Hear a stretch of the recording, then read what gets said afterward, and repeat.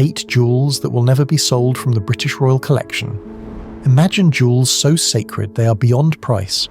Jewels that no monarch may ever sell, not even to save a crown. Hidden in the vaults of the Tower of London, they gleam with a radiance that has outlived empires, revolutions, and centuries of bloodshed.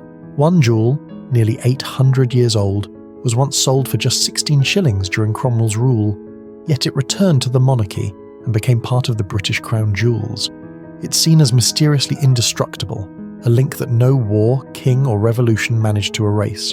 Even Queen Elizabeth II, whose reign spanned 7 decades, treated these treasures not as possessions but as living symbols. Among them a crown set with over 1,300 diamonds, including one pale yellow gem hidden in its cross, a secret detail unnoticed by millions who saw it glitter on her head. In this video, we will reveal 8 jewels that will never be sold from the British Royal Collection.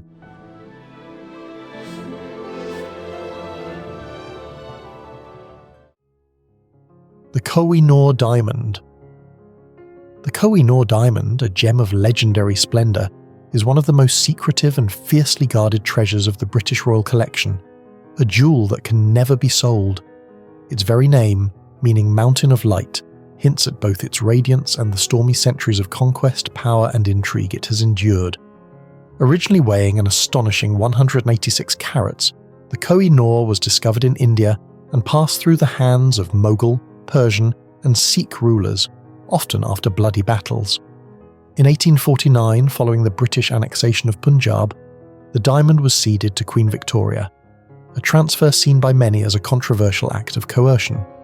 Entranced but dissatisfied with its cut, she had it recut in 1852, reducing it to 105.6 carats, yet unleashing its unmatched brilliance. From that moment, the Koh-i-Noor became a jewel reserved only for queens, whispered to be cursed for men. Queen Alexandra, Queen Mary, and later Queen Elizabeth, the Queen Mother, wore it in their coronation crowns, cementing its association with female sovereignty. At Queen Elizabeth II's coronation in 1953, the diamond shone in her mother's crown, an emblem of continuity and power. Today, it rests in the Tower of London, priceless yet estimated at hundreds of millions, a beacon of majesty beside the famed Cullinan diamonds. Queen Elizabeth II even affectionately called their smaller cuts, the Cullinan 3 and 4, worth $100 million as Granny's chips. The Koh-i-Noor remains untouchable, magnificent, controversial, and forever bound to the crown. The Nizam of Hyderabad necklace. It begins with light, diamonds tumbling in a cascade of brilliance, framed in platinum and crowned by a pear-shaped drop that seems to hold eternity itself. This is the Nizam of Hyderabad necklace, crafted by Cartier in 1935, once modelled in Harper's Bazaar and soon to become one of the most sacred jewels in the British Royal Collection, one that can never be sold. In 1947, as the young Princess Elizabeth prepared for her wedding, the Nizam of Hyderabad, hailed as the richest man in the world, offered her the freedom to choose any jewel from Cartier. She chose this Art Deco masterpiece in a tiara, sealing its place in royal legend. With 38 brilliant cut diamonds leading to a dramatic double-drop pendant of 13 emerald cuts and a luminous pear-shaped stone, it became her talisman of elegance. Elizabeth wore it for her first official portraits in 1952, on state visits to Paris, Malta and Canada, and in countless moments of global memory. Priceless, guarded, and deeply personal, it was one of the jewels closest to her heart. Today, it graces the neck of Princess Catherine, first unveiled at the National Portrait Gallery Gala in 2014, and again at Buckingham Palace in 2019. A jewel reborn, its history still unfolding. The Sovereign's Scepter with Cross. Magnificent beyond compare, the Sovereign's Scepter with Cross stands as one of the most sacred treasures in the British Crown Jewels. At first glance, its splendour dazzles. A golden rod in 3 sections adorned with enamelled collars and a pommel glittering with rubies, emeralds, sapphires and diamonds. Rising above it all is the masterpiece, the Cullinan Diamond, also known as the Star of Africa, an awe-inspiring 530.2 carat stone, the largest colourless cut diamond in the world. A jewel so priceless it can never be sold, the scepter is more than treasure. It is a symbol of monarchy itself. Held in a gloved hand during coronations, including that of Queen Elizabeth II, it represents power exercised with wisdom. Yet it never stands alone. Its counterpart, the sovereign's scepter with dove, embodies spiritual authority, with the dove symbolizing the Holy Ghost. Together they remind the world that kingship balances might with mercy. Originally crafted for Charles II in 1661, this scepter has graced every coronation since. Its most dramatic alteration came in 1910, when it was reinforced to hold the colossal Cullinan diamond, cut from the largest gem ever discovered. That diamond, gifted to Edward VII after the Boer War, transformed it into a relic of peace as much as power. Today, this untouchable masterpiece rests in the Jewel House at the Tower of London, watched over day and night, guarded, priceless, and steeped in legacy. The Cambridge Lover's Knot Tiara. The Cambridge Lover's Knot Tiara is a jewel that seems to glow with its own heartbeat. Commissioned in 1913 by Queen Mary from the House of Garrod, its design is nothing short of breathtaking. Rows of glittering diamond arches crowned with 19 swinging pearl drops, a marriage of strength and delicacy. With over 100 carats of white diamonds and 38 luminous pearls, it is one of the Crown's most treasured creations. As part of the royal collection, it is legally bound to the Crown itself and cannot be sold, ensuring it remains forever tied to Britain's monarchy. Unlike private heirlooms, its value is measured not just in gems but in heritage. Queen Elizabeth II adored the tiara, treasuring it as one of her most prized jewels. Yet its fame soared when she gifted it to Lady Diana in 1981. Diana's ethereal beauty paired with this jewel turned it into an icon, though the tiara's sheer weight famously gave her headaches. After her passing, the lover's knot returned to the royal vaults, until Catherine, Princess of Wales, revived its magic in 2015. What makes it truly special is its dual legacy. It embodies both royal duty and personal memory, bridging Queen Mary's grandeur, Elizabeth's reign, Diana's legend, and Catherine's modern grace. Perhaps that is why this tiara captivates generation after generation. Whatever the reason, the lover's knot is no mere ornament, it is living royal legend. The Coronation Spoon.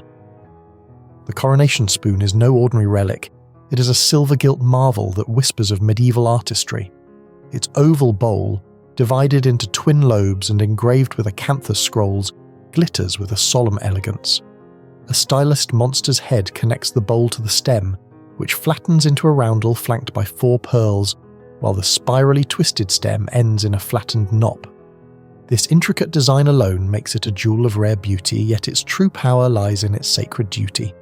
Unlike most regalia, the Coronation Spoon is priceless not because of its material, but because of its survival. First recorded in 1349, already described as of antique form, it is the only piece of 12th century royal goldsmith's work to endure. Perhaps made for Henry II or Richard I, it escaped Cromwell's melting furnaces during the Civil War, sold for a mere 16 shillings before being returned to Charles II for his coronation. Since then, it has been used in every coronation. Into this spoon, holy oil is poured from the ampulla before the Archbishop anoints the sovereign, the most sacred act of the entire ceremony, confirming both spiritual authority and kingship. But here's the secret twist. While crowns can be replaced and scepters remade, only this spoon carries an unbroken link across 800 years of monarchy. And perhaps this next coronation may yet reveal a destiny even more mysterious. Sovereign's Orb. Gleaming with majesty, the Sovereign's Orb is one of the most dazzling yet mysterious treasures of the British crown jewels.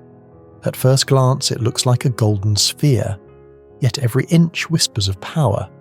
Crafted in 1661 by royal goldsmith Robert Viner for Charles II's coronation, the orb is a hollow ball of gold, encircled with emeralds, sapphires, rubies, amethysts, pearls, and rose-cut diamonds.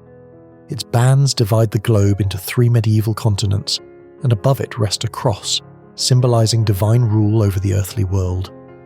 But this is no ornament for display. It is the very emblem of monarchy. At every coronation since Charles II, the Archbishop of Canterbury places the orb into the sovereign's right hand as a declaration of sacred authority. Moments later, it is solemnly returned to the altar, waiting as the crown descends. Even at funerals like that of Queen Victoria, the orb accompanied the monarch on her final journey, a symbol that royalty itself endures beyond the mortal crown. Why can it never be sold? Because it is not personal property. It belongs to the nation, an eternal part of the crown jewels guarded in the Tower of London. Yet behind its glitter lies a secret. One near-forgotten attempt to steal it almost rewrote royal history. George IV Diamond Diadem. One of the jewels in the British royal collection that can never be sold is the George IV Diamond Diadem, and its story is nothing short of extraordinary. Crafted in 1820 by the famed royal goldsmiths Rundell, Bridge and Rundell, the diadem was originally commissioned for the coronation of King George IV. A masterpiece of silver, gold and pearls, it gleams with 1,333 diamonds, including a central 4-carat stone and a rare pale yellow diamond hidden in one of the crosses. Its intricate floral design is symbolic: the rose for England, the thistle for Scotland, and the shamrock for Ireland, an enduring tribute to the unity of the crown. Unlike many crowns of its era, whose gems were rented and later returned, the diamonds of this diadem were purchased outright, ensuring their permanence. That permanence is why the diadem is now bound into the royal collection and by law can never be sold. It belongs not to the monarch personally, but to the crown itself. Through time, this jewel has crowned the heads of Britain's most iconic queens: Victoria in 1838, Alexandra in 1902, Mary in 1911, and Elizabeth II, who famously wore it to her first state opening of Parliament in 1952 and to her coronation procession in 1953. Immortalised on stamps, coins and portraits, the diadem became inseparable from her image. Today, Queen Camilla has inherited the honour, debuting it at the 2023 state opening of Parliament. But here's the secret: this isn't just a crown of diamonds. It carries with it 2 centuries of drama, identity and power, and what it reveals about the monarchy's future might surprise you. St. Edward's Crown. Solid gold encrusted with 444 precious stones and capped in deep purple velvet, St. Edward's crown is no mere ornament. It is the heart of Britain's crown jewels, shimmering with rubies, sapphires, amethysts and tourmalines, its arches and fleur-de-lis echoing the medieval crown lost to history.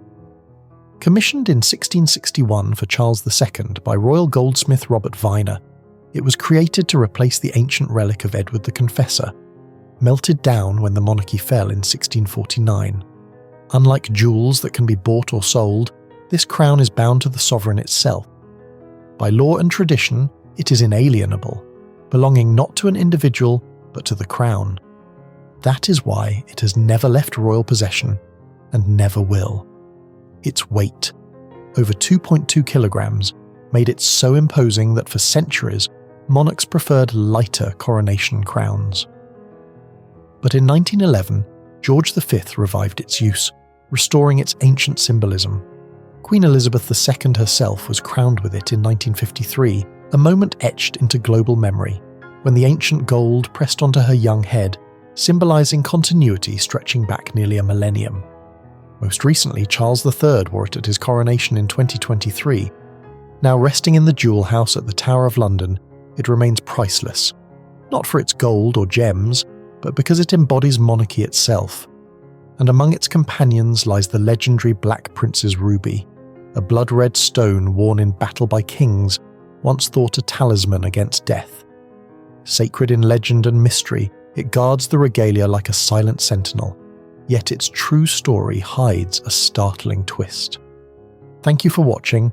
Once again, don't forget to subscribe to our channel for more sparkling stories. We would love to know which jewel was your favourite,